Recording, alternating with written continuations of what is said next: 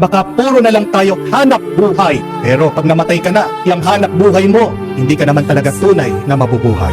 Seek Jesus, because only Jesus can turn your curse into a blessing. Only Jesus can turn your weakness into your strength. Only God can turn your death into new life. At paano po mangyayari yon kung hindi tayo susunod sa Kanya?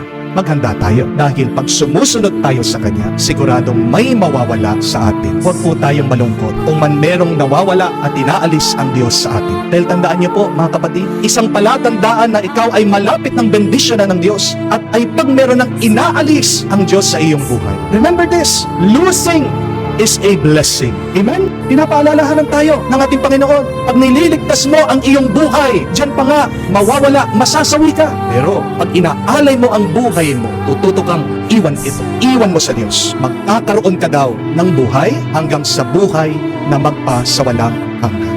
Huwag kayong maghinayang pag may nawawalang pera sa inyo.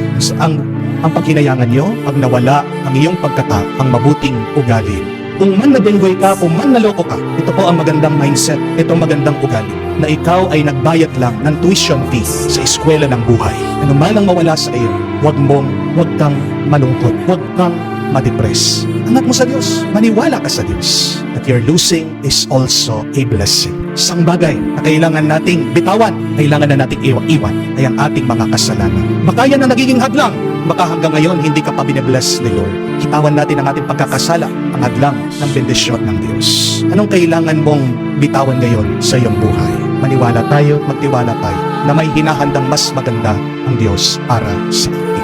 Magdasal po tayo. Sabihin natin, Panginoon, tulungan mo akong makasunod tapat sa iyo. Panginoon, tulungan mo akong magkaroon ng lakas to let go.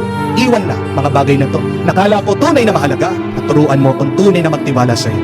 Ikaw lamang sapat na. Sa iyo lamang aapaw ang pagpapala sa aking buhay.